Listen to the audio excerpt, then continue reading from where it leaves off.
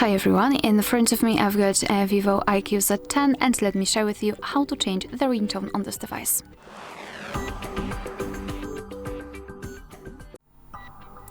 So let's start with opening the settings, and here in this general list we have to scroll and find sounds and vibration.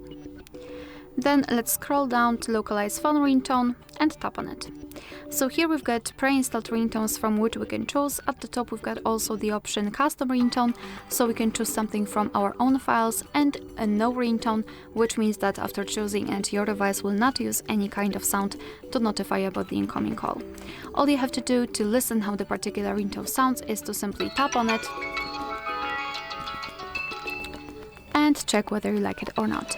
So let's pretend I want this fantasy blue to be set. Just make sure that it is marked and go back. And as you can see, it is notified right here, which means that from now on your device will use the chosen ringtone to notify you about the incoming call. Alright, so that will be all. Thank you so much for watching. Please hit the subscribe button and leave the thumbs up.